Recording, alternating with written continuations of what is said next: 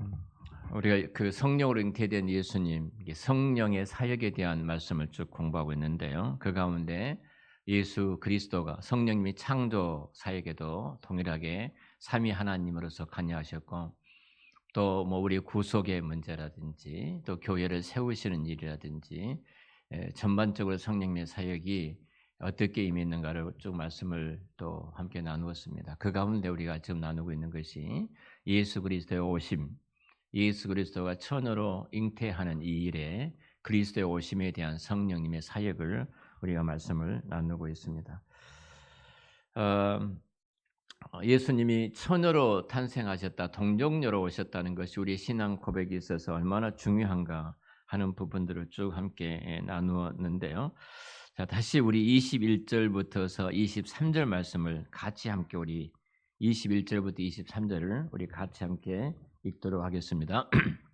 아들을 낳으리니 그 이름을 예수라 하라. 이는 그가 자기 백성을 그들의 죄에서 구원할 자이심이라 하니라. 이 모든 일이 된 것은 주께서 선지자로 하신 말씀을 이루려 하심이라. 이르시되 보라, 처녀가 잉태하여 아들을 낳을 것이요 그의 이름을 임마누엘이라 하리라 하셨으니 이를 번역한즉 하나님 우리와 함께 계시다 함이라. 아멘. 요셉에게 이제 마리아 잉태는 오직 그 성령께서 행하신 하나님의 이제 기적을 하나님의 사자가, 하나님의 천사가 이렇게 알려주시죠. 꿈속에서 알려주십니다. 사실은 이전까지 요셉이 그 마리아가, 정원했던 마리아가 임신했다는 이 충격적인 소식을 듣죠. 마리아는 엘리사벳을 만나고 난 이후에 요셉을 만났을 겁니다. 그리고 그가 잉태됐음을, 이제 어떻게 잉태됐음을 마리아로부터 쭉 들었을 거예요. 듣고 나서 조용히 이 일을 이제 끊고자 하더라, 드러내지 않고자 하더라. 이렇게 그 마리아가 했던 일을 드러내지 않고자 하고, 그리고 조용히 내가 감히 어떻게 메시아의 내가 아버지가 될 수 있느냐. 그래서 이 일에 대해서 그가 하나님을 두렵고 경외하는 마음으로 조용히 정리를 하려고 요셉이 이제 그러합니다. 그러한데 그날 밤에 잠을 자는데 꿈에 여호와의 천사가, 여호와의 사자가 찾아오신 거예요. 꿈속에서 이 일들을 이루셨습니다. 그리고 쭉 말씀을 하죠. 아들을 낳게 될 것인데 그 이름을 예수라고 하라. 이렇게 말씀을 하죠. 마태복음 1장에서 예수님의 족보가 등장하는데요. 그 족보와 계보를 쭉 말씀을 하고 예수님의 다윗의 자손 예수 그리스도의 세계라고 말씀을 하고, 예수님의 오심이 육체적인 혈통을 따라서 오셨지만 그 혈통을 죄 없이 오시는 우리의 구원자로 오심을 지금 강조하고 있는 것이 18절 이하예요. 그러니까 그 족보에 대해서 약속하셨던 언약에 의해서 오시는 예수님을 말하지만 18절 이하에서는 구체적으로 그 예수님이 이제 구원자로서 예수님이 오심에 대한 것을 말씀을 하고 계셔요. 여기서 그 이름이 예수라 하라, 이제 이 예수라 하라 이렇게 하죠. 아들을 낳게 될 것인데 이제 꿈속에서 말씀을 하고 있는 거예요. 여호와의 사자가 그 이름을 예수라고 장명을 해줍니다. 이름을 지어줘요. 법적인 계보를 쭉 말씀한 다음에 하나님께서 아브라함이 약속하셨던 그 약속들을 쭉 말씀을 한 다음에 예수님이 오시는데 그 오심에 대해서 말을 하고 나서 이제는 그 구원자로서 예수님에 대한 이야기를 하죠. 예수란 이름을 또 해석을 해줘요. 자, 22절에 이렇게 21절 하반절에 그가 자기 백성을 그들의 죄에서 구원할 자이심이라. 예수란 이름이 그거죠. 이 구약의 예수란 이름이 참 많이 등장합니다. 예수서, 여호수아 다 같은 내용이에요. 여호수아라든지 예수스라든지 예수라든지 이런 이름들이 계속 등장하는데, 이 이름들이 등장하지만 이 이름이 구체적으로 그 의미를 부여하신 것은, 구원자로서 의미를 부여하신 것은 처음으로 이제 예수님이 이 땅에 태어나시게 될 건데, 그 이름을 지어주면서 이제 이 이름이 장명이 됩니다. 여호수아 예수수, 여호수아란 말이 여호와께서 구원하시다, 우리말로 번역하면 그런 의미예요. 그것이 예수라는 이름이고, 여호와께서 구원하시다. 그러니까 사실은 그 이름의 뜻이 예수님에게 적용될 때는 아주 특별한 의미로 이제 적용이 되어진 거죠. 그리고 그 적용적인 측면에서 예수라는 이름을 말씀하시고 적용적인 측면에서 뒤에 처녀가 잉태하여 아들을 낳았는지 그 이름을 임마누엘이라 하리라. 하나님이 함께 하신다. 이 말씀으로 적용을 하고 계시는 거예요. 이전에까지 여호수아라든지 예수라는 이름들이 계속 등장을 하지만 예수님이 이제 이 땅에 처녀의 몸으로 이 땅에 태어나심으로 인해서 구체적으로 그리스도께서 이제 임마누엘 하나님이 우리와 함께 하심으로 함께 하시는 임마누엘로서의 이제 사역을 말씀을 하고 계십니다. 자, 이런 면에서 본다면 우리가 시편 130편 8절에 보면 저가 이스라엘을 그 모든 죄악에서 구속하시리라. 그러니까 이렇게 시편에 예언되었던 죄로부터 구원, 이 구원이 예수님을 통해서 드디어 실현이 되어진 것을 여호와의 천사가 찾아와서 요셉에게 구체적으로 말씀을 하고 계십니다. 마태가 그래서 구원자가 탄생할 것에 대해서 주께서 친히 선지자로게 하신 말씀들을 마태가 그대로 지금 인용해서 말씀을 하고 있는 거예요.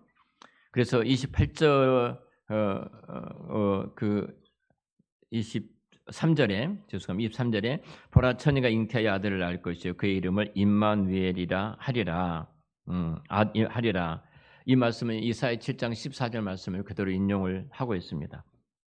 그러니까 구약에 제가 늘 말씀을 드려요. 구약 어디를 열어도 예수 그리스도가 보이고 구약 어디를 찔러도 예수님의 피가 흐르고 있다. 성경 전체는 예수님께서 친히 나에 대한 기록이다. 이렇게 말씀하시잖아. 나에 대한 기록이다. 창세기 1장 1절부터서 1장 1절 태초란 이 단어부터 베레시트란 이 단어인데 이 단어부터서 예수 그리스도가 그 단어 안에 포함되어 있어요. 그러니까 전체적으로 성경 어디를 찔러도 예수 그리스도예요. 예수 그리스도고 성경 어디를 찔러도 예수 그리스도의 피가 흐르고 있습니다. 그러니까 구약을 우리가 정상적으로 읽게 된다면 그 구약 성경을 볼 때마다 예수 그리스도 그분이 보이게 되어 있습니다. 이렇게 예수님에 대한 예언들이 이제 구체적으로 이루어진 것을 마태가 그리스도 오심에 대해서 그 말씀을 인용을 하고 있는 것을 보게 되죠. 자, 임마누엘은 그 요셉이 아기 예수님에게 지어준 이름이 아니잖아요. 오늘 23절에 이 말씀은 예수 그리스도를 통해서 구원받는 예수 그리스도에서 하나님의 자녀가 된 자들에게 그들에게 장차 불려질 이름이 임마누엘이라는 겁니다. 택함 받은 저와 여러분들, 하나님의 자녀가 된 저와 여러분들에게 주어진 예수 그리스도가 누구인가? 나와 함께 하신 하나님이시다. 임마누엘이라 이렇게 이제 고백을 하는 것입니다. 자, 이런 면에서 이제 생각해 본다면 동정녀 탄생이 얼마나 중요한가? 자, 예수님이 우리를 죄에서 구원할 자고 하나님이신 그 예수님이 임마누엘 하나님으로서 우리와 함께 하시는데요. 임마누엘이란 말도 제가 계속 말씀을 드렸죠. 임이란 말은 우리말로 하면 함께란 말이고요. 누는 우리란 말입니다. 임은 함께, 누는 우리, 엘은 하나님이에요. 야나, 유에야, 엘은 뭐라고? 하나님이에요. 그렇죠? 엘은 하나님, 엄마 이름이 나엘이죠. 유에야, 그렇죠? 나엘은 하나님 우리와 함께 하신다 이 말이에요. 잘 기억하고 있어요. 자, 사실은 이 부분 하나님이 우리와 함께 하신다는 이 부분인데요. 우리를 죄에서 구원해 주시고 함께 하신 하나님이 우리를 구원하기 위해서 반드시 죄가 없도록 죄가 들어오지 아니하도록 죄 없으신 분만이 죄인을 구원할 수 있기 때문에 죄가 들어온 것을 차단하시고 성령님이 친히 성령으로 그래서 마리아를 통해서 예수님이 잉태케 하시고 죄 없으신 완전하신 하나님, 완전하신 예수님으로 완전하신 인간으로 이 땅에 예수님이 오신 것입니다. 그래서 우리의 구원자가 되어진 것이죠. 자, 그리고 24절, 25절인데요. 같이 읽겠습니다. 요셉이 잠에서 깨 일어나 주의 사자의 분부대로 행하여 그의 아내를 데려왔으나 아들을 낳기까지 동침하지 아니하더니 낳으니 이름을 예수라고 하더라. 자, 천사가 여호와의 사자가 꿈에서 요셉에게 찾아온 순간 그동안 그가 수없이 갈등하고 고민했던 모든 것들이 한순간에 완벽하게 해결되어집니다. 완벽하게 해결되어지고 그가 가졌던 고민과 그가 가졌던 모든 갈등이 한순간에 싹 사라지게 되어지죠. 그리고 그 말씀대로 순종하여 그 아내를 데려와서 동거하기 시작했다. 성경은 이렇게 말하죠. 자, 마리아와 그 낳을 아기에 대하여 정식으로 남편과 아버지로서 의무를 이제 수행하기 시작했다는 거죠. 하지만 그러면서도 이 아이가 태어나기까지 동침치 아니했다. 그럼으로써 처녀의 몸으로 이 땅에 오신 예수님에 대해서 그분의 신성에 대한 뚜렷한 성별, 거룩함에 대해서 성경은 지금 강조하고 있는 것을 보게 되어집니다. 자, 나음의 이름을 예수라 함, 그러죠? 그럼으로써 완벽하게 예수 그리스도가 우리의 구원자로서 우리 가운데 서 있는 모습을 보게 됩니다. 그렇다면 우리 역시 이 동정녀 탄생을 믿어야 되지 않겠습니까? 사실 우리 동정녀 탄생을 믿지 못하면 성경 전체를 믿을 수가 없습니다. 왜냐하면 구약 전체가 예수 그리스도가 구원자로 오시는데 이 부분에서 예언하고 계시니까 우리가 이걸 믿지 못한다면 구약의 모든 예언된 구약의 모든 말씀들을 내가 믿지 않는 자로 서 있는 겁니다. 그러니까 성경은 난 다 믿을 수 있는데 그 예수님께서 천의 몸으로 오셨다는 것을 내가 믿을 수가 없어. 제가 계속 지금 말하죠. 예수님이 처녀로 몸으로 오셨던 것이 예수님이 이 땅에 잉태된 것이 성령으로 잉태되어졌고 그리고 마리아와 요셉에게 그 성령 하나님께서 동일하게 임재하셔서 그에게 말씀하셨고 그리고 엘리사벳에게도 동일하게 말씀을 하셨고 그리고 예수 그리스도 이 땅에 오심으로 말미암아 예수를 우리가 믿어 하나님의 자녀가 된 이 모든 사역이 성령님이에요.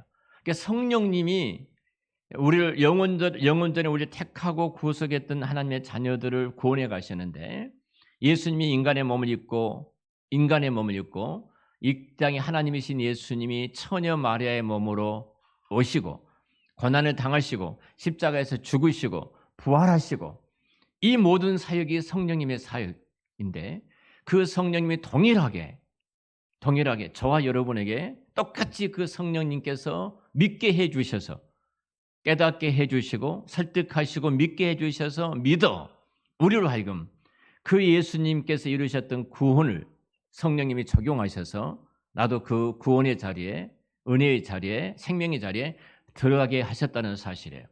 일괄되게 성령님의 모든 사역입니다. 그러니까 어떻게 우리가 예수를 믿을 수 있을까? 그건 성령님으로 해요.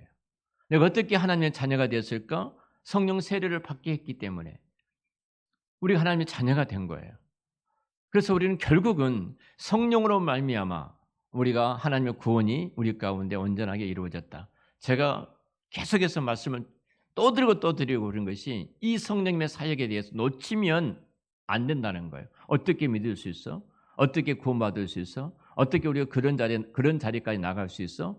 근데 결국은 성령님이 그 모든 일을 이루시고 그런 자리까지 우리를 이끌어 가고 계시기 때문에 우리가 그 자리에서 구원에 이르게 된 줄로 믿습니다.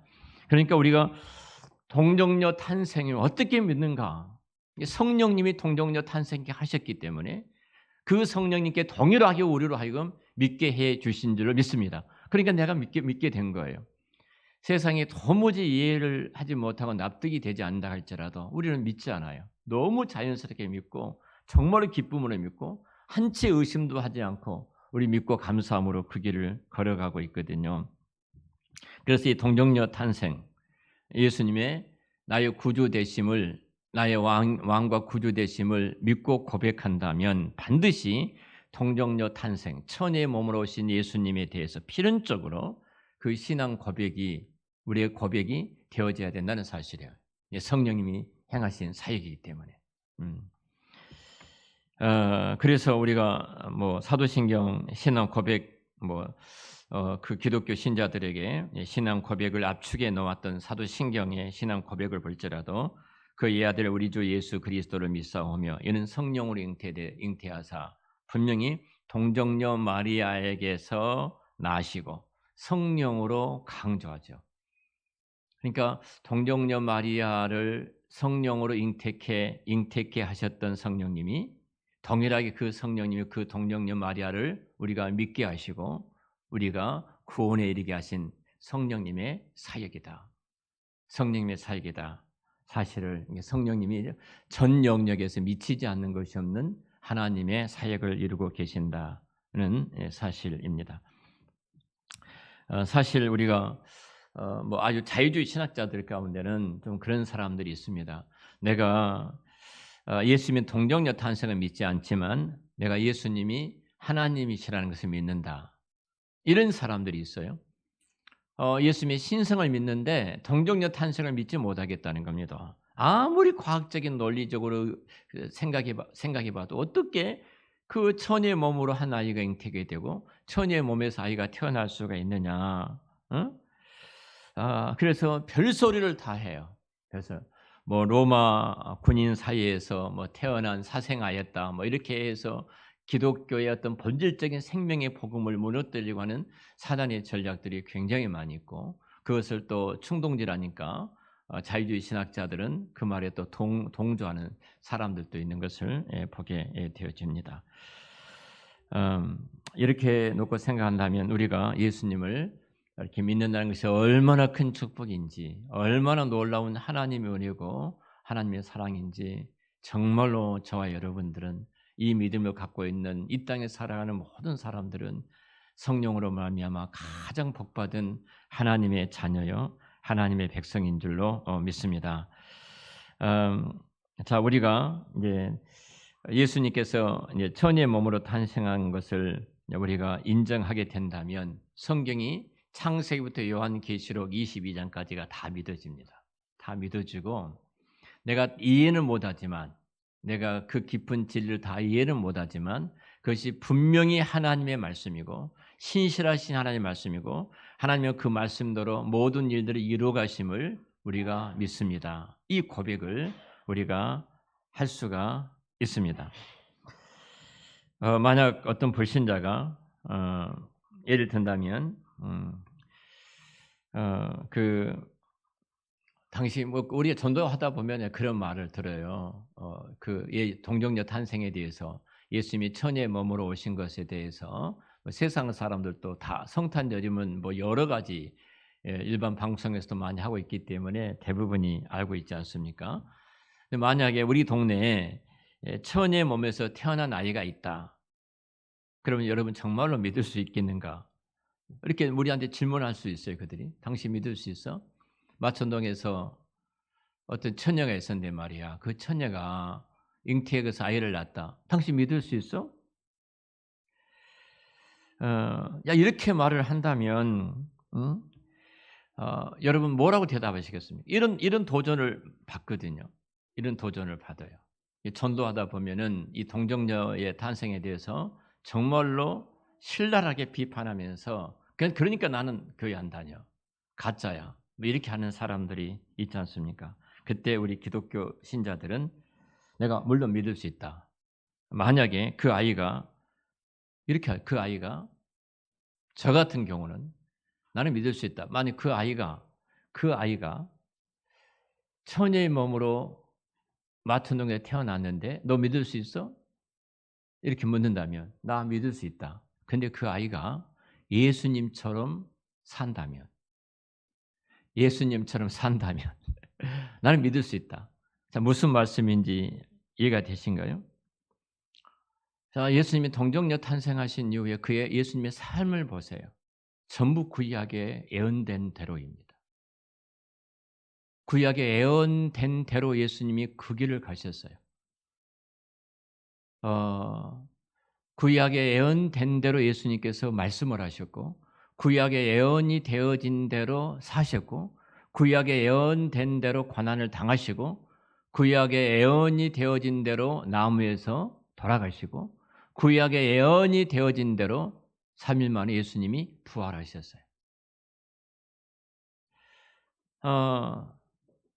자, 그렇다면 우리가 만약에 그 아이가 마천동에 태어났는데 처녀의 몸으로 태어났는데 당신 믿을 수 있어? 이렇게 딱 우리한테 도전을 할 때 난 그걸 믿을 수 있어. 근데 말이야 그가 예언되어서 태어났다면 나는 믿을 수 있어. 그리고 예언된 대로 그의 삶이 살아간다면 나는 믿을 수 있어. 그러니까 예수님이 세상에 믿지 않는 사람들은 이 부분에 대해서 굉장히 잔인하게 우리를 공격해 옵니다. 근데 예수님의 3년의 그 공생에는요, 모든 성경을 이루려고, 성경을 응하려고, 성경의 그 내용대로 예수님이 삶이 그렇게 살아오셨어요. 그러니까 결국은 이 예수님이 살아왔던 삶을 내가 때로는 반신반의할 수 있어요. 정말로 천의 몸으로 태어났을까? 어떻게 그게 가능할까? 근데 성령님께서 우리로 하여금 믿게 해주시니까 우리는 믿지만, 그런 의심이 돌아올 때 예수님이 살아왔던 그 삶의 모든 흔적들과 그 길을 보면은 우리는 안 믿을 수가 없어요. 그분은 하나님이셨고, 그분은 우리를 구원자로 오셨고, 그분은 구원자로서 우리의 그 길을 예수님께서 걸어가셨습니다. 그리고 오늘 또 임마누엘 하나님으로서 우리와 함께 계시는 하나님이십니다. 자, 우리가 이런 면에서 본다면 예수님이 처녀로 오셨던, 성령으로 오셨던 이 사실을 내가 신앙으로 고백하고 믿음으로 고백한다는 것이 얼마나 기적 중에 기적인가, 그리고 은혜 중에 은혜인가. 그 믿음은 하나님의 선물입니다. 하나님의 선물이에요. 결국은 내 안에서 만들어진 것이 아니라, 내 안에서 이루어진 것이 아니라 하나님께서 내게 선물로 주셨기 때문에 내가 믿고, 선물로 주셨기 때문에 내가 고백하고, 선물로 내가 주셨기 때문에 내가 이 은혜된 자리에 있게 된 줄로 믿습니다. 그러니까 저와 여러분들은 이 땅에서 좀 세상에 좀 내가 어떤 거 얻지 못했다 할지라도 하나님께서 우리에게 주셨던 믿음이라는 이 위대한 선물을 주셔서 내가 하나님의 자녀가 되고, 성령님께서 예수님이 마리아의 처녀임으로 오신 것을 믿는다는 사실, 믿게 됐다는 사실, 그리고 내가 십자가에서 죽으시는 사실, 그리고 부활하셨던 것을 내가 믿는다는 사실이 얼마나 큰 축복인가. 이거 하나가 세상에 아무것도 없어도 이 믿음이란 이 선물 하나 가진 것으로 이 땅에서 가장 행복한 사람이, 또 영원히 행복한 사람이 저와 여러분들인 줄로 믿습니다. 그래서 여러분, 이제 우리 가운데 찾아와 주신 임마누엘 그 하나님께서 우리 가운데 찾아와 주셔서 우리로 하여금 이 땅에 굳게 믿고 함께 동행하면서 걸어가는 믿음의 삶, 또 하나님의 자녀된 자의 삶이 얼마나 행복한가. 그 행복을 빼앗기지 마시고 그 행복의 부유함을 누리시면서 성령 하나님과 함께 동행하는 성령 충만한 그리스도인의 삶을 살아가시기를 우리 주의 이름으로 축원합니다. 기도하겠습니다.